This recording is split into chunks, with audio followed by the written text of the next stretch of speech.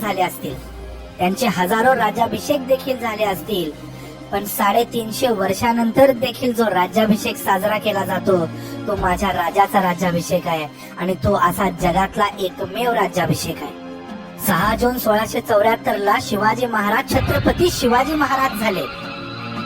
हा महाराष्ट्राच्या आणि भारताच्या इतिहासातील एक सोनेरी क्षण होता, कारण या एका दिवसानं भारताचं महाराष्ट्राचं चित्र कायमचं पलटून टाकलं. आज या राज्याभिषेकाबद्दल फक्त ऐकलं तरी अंगावर शहारा येतो. ज्या लोकांनी हा राज्याभिषेक प्रत्यक्ष आपल्या डोळ्यांनी पाहिला त्यांच्या भावना काय असतील याचा विचारच केलेला बरा. हजारो लोक या राज्याभिषेकाच्या कार्यक्रमाला रायगडावर उपस्थित होते, पण त्यापैकी एका व्यक्तीनं मात्र राज्याभिषेकाचा तो प्रसंग, त्याच्या अगोदर आणि त्याच्या नंतरच्या घटना हुबेहूब जशा होत्या तशा आपल्या डायरीमध्ये नमूद करून ठेवलेल्या आहेत.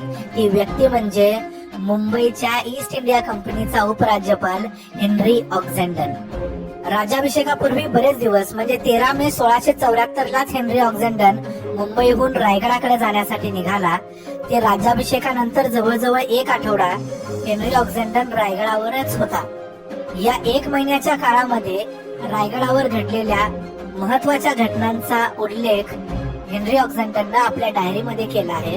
त्यापैकी राज्याभिषेकाबद्दल अतिशय महत्वाच्या ज्या काही गोष्टी आहेत त्या आपण हेनरी ऑक्झेंडनच्या शब्दात आज ऐकणार आहोत. हेनरी ऑक्झेंडन हा काही फक्त राज्याभिषेकाच्या कार्यक्रमासाठी आलेला नव्हता, तर त्याला मुंबईकर इंग्रज आणि शिवाजी महाराज यांच्यामध्ये राजकीय आणि व्यापारी प्रकारच्या वाटाघाटी देखील करायच्या होत्या. त्याला शिवाजी महाराजांची मान्यता देखील घ्यायची होती. 13 मे 1674 रोजी हेनरी ऑक्झेंडन लिहितो, जॉर्ज रॉबिन्सन व थॉमस मायकल या माझ्या सहकाऱ्यांच्या बरोबर मी आज मुंबईहून निघून रात्री 9च्या सुमारास पोर्तुगाल चौल या गावात पोहोचलो. तिथे पोहोचल्यावर लक्षात आले की शिवाजी महाराजांच्या भीतीने या गावाच्या वेशी संध्याकाळी लगेच बंद होतात. त्यामुळे ही रात्र आम्हाला गावाबाहेरील सेंट सेबॅस्टियन चर्च मध्ये काढावी लागली. पुढे 19 मे 1674 ला हेनरी लिहितो, आज आम्ही रायगडाच्या दिशेने प्रवास चालू केला आणि रायगडाच्या पायथ्याला असलेल्या पाचाड या गावी पोहोचलो. तिथे गेल्यावर लक्षात आले की शिवाजी महाराज भवानी देवीच्या दर्शनासाठी प्रतापगडावर गेले आहेत. शिवाजी महाराज परत येईपर्यंत आम्हाला रायगडावर चढण्याची परवानगी नाकारण्यात आली. 21 आणि 22 मे 1674 ला हेनरी लिहितो, आज आम्ही निराजी पंडितांची भेट घेतली. आम्हाला समजले की महाराज प्रतापगडाहून परत आले आहेत, त्यामुळे आम्हाला रायरीच्या किल्ल्यावर चढण्याची परवानगी देण्यात आली. महाराजांनी किल्ल्यावर आमची राहण्याची व्यवस्था केली होती. दुपारी 3 वाजता आम्ही पाचाड सोडले तर सूर्यास्ताच्या वेळी आम्ही गडावर पोहोचलो. अतिशय दुर्गम असलेल्या या किल्ल्याच्या कलात्मकतेपेक्षा त्याच्या भक्कमतेवर जास्त लक्ष देण्यात आले आहे. याला लाभलेल्या निसर्गामुळे हा किल्ला अजूनच भक्कम बनला आहे. गडावरील कुणीतरी फितूर सामील असल्याशिवाय हा किल्ला कुणालाही जिंकता येणार नाही. गडावरील आमचे निवासस्थान महाराजांच्या निवासस्थानापासून 1 मैल अंतरावर होते. खालची गैरसोय आणि कडक ऊन यामुळे या घरी आल्यानंतर हायसे वाटले. 26 मे 1674 रोजी हेनरी लिहितो, आज निराजी पंडित यांच्या मदतीने आम्ही राजांची भेट घेतली. आपल्या राज्याभिषेकासंबंधीच्या लग्न आणि इतर गोष्टीमध्ये गुंतलेले असतानाही त्यांनी आम्हाला भेट दिली.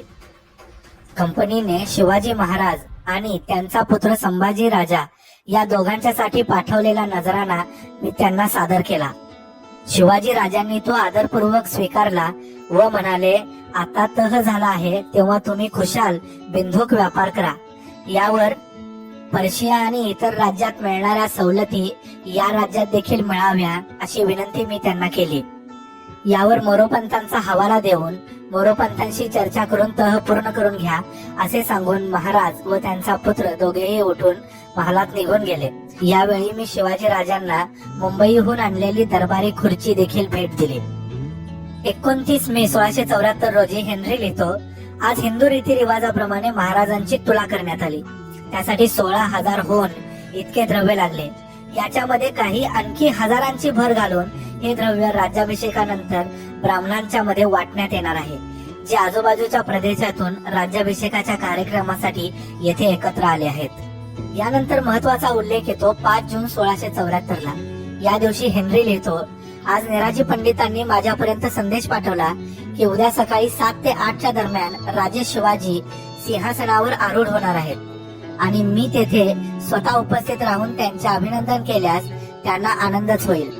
राजासमोर मोकळ्या हाताने राहणे बरे दिसणार नाही, त्यामुळे त्यांच्यासाठी एक छोटासा नजराणा देखील मी तयार ठेवला. मी निराजी पंडितांना संदेश दिला की मी उद्या ठरलेल्या वेळेत दरबारात हजर राहीन. आता पाहू की 6 जून 1674 म्हणजे प्रत्यक्ष राज्याभिषेकाच्या दिवशी हेनरी काय लिहितो. तर त्या दिवशी हेनरी लिहितो, सकाळी 7 ते 8च्या सुमारास मी राजांच्या दरबारात हजर झालो आणि पाहिलं की महाराज एका भव्य अशा सुंदर सिंहासनावर विराजमान झाले आहेत आणि सर्व महत्वाचे सरदार अत्यंत उंची पोशाखामध्ये दोन्ही बाजूला उभे आहेत. त्यांचा पुत्र संभाजी राजा, मोरो पंडित आणि इतर ब्राह्मण सरदार सिंहासनाच्या बाजूच्या उंचवट्यावर बसले आहेत. बाकी सैन्यातील अधिकारी देखील अत्यंत आदबीने उभे होते. मी काही अंतरावरून महाराजांना मुजरा केला आणि नारायण शेणवी या आमच्या दुभाषाने आमच्या वतीने हिऱ्याची अंगठी नजराणा म्हणून महाराजांना सादर केली. त्यांनी आमच्याकडे पाहिले व आम्हाला सिंहासनाजवळ येण्याची आज्ञा केली. तिथे मी काही काळ थांबलो तेव्हा मी पाहिलं की सिंहासनाच्या दोन्ही बाजूला भाल्याच्या टोकावर ध्वज आणि राजचिन्हे अत्यंत डौलाने मिरवताना दिसत होती. उजव्या हाताला 2 मोठ्या दातांच्या मत्स्यांची सुवर्णाची शिरे होती. डाव्या हाताला अनेक अश्वपुच्छे व एक मूल्यवान भाल्याच्या टोकावर समपातळीत लोंबणारी सोन्याच्या तराजूची पारडी न्यायचिन्ह म्हणून तळपत होती. राजवाड्याच्या दाराशी आम्ही परत आलो. तो 2 लहान हत्ती दरवाज्याच्या दोन्ही बाजूला उभे केलेले असून 2 सुंदर पांढरे घोडे शृंगारून आणलेले दिसत होते. गडाचा मार्ग इतका बिकट होता हे ध्यानात घेता हे पशु वर कोठून आले याचा आम्हाला विचारच करवेना. हेनरी ऑक्झेंडननं राज्याभिषेकाचं वर्णन या प्रकारे करून ठेवलंय. हेनरी ऑक्झेंडन जसा राज्याभिषेकाच्या कार्यक्रमाला प्रत्यक्ष उपस्थित होता, त्यानं डोळ्यांनी पाहिलं होतं, तसंच आणखी एका व्यक्तीनं हा राज्याभिषेक डोळ्यांनी पाहिला होता आणि त्याचं वर्णन त्यानं पुढच्या काही वर्षानंतर करून ठेवलं होतं. ती व्यक्ती म्हणजे कृष्णाजी अनंत सभासद. आपल्या सभासद बखर नावाच्या महत्वाच्या ग्रंथात कृष्णाजी लिहितात, छत्र जडावाचे मोतीलक झालरीचे करून मस्तकावर धरले, छत्रपती असे नाव चालवले, कागदोपत्री स्वस्तिश्रीक्षक सिंहासनावर बसले. त्या दिवसापासून नियत चालवला. 50 सहस्त्र ब्राह्मण वैदिक मिळाले. या वेगळे तपोनिधी व सत्पुरुष, संन्यासी, अतिथी, मानभाव, जटाधारी, योगी, जंगम नाना जाती मिळाले. तितक्यास 4 मास मिष्टान्न उलके चालवले. निरोप देता पाहून द्रव्य, अलंकार, भूषणे, वस्त्रे अमर्याद घेतली. गागा भट्ट मुख्य अध्वर्यो त्यास अपरिमित द्रव्य दिले. संपूर्ण खर्चाची संख्या 1,42,00,000 होन झाले. अष्टप्रधानास लक्ष होन बक्षीस दर आसामीस. त्याखेरीज एक हत्ती, घोडा, वस्त्रे, अलंकार असे देणे दिले. याप्रमाणे राजे सिंहासनारूढ झाले. या योगी सर्व पृथ्वीवर म्लेंच बादशाह, मराठा पातशाह एवढा छत्रपती झाला ही गोष्ट काही सामान्य झाली नाही. मराठा पातशाह छत्रपती झाला ही गोष्ट काही सामान्य झाली नाही. या एकाच शेवटच्या ओळीत संपूर्ण राज्याभिषेकाचं मर्म, त्याचं महत्व, त्याचं इतिहासातील स्थान कृष्णाजी अनंत सभासदांनी अधोरेखित करून ठेवलेलं आहे.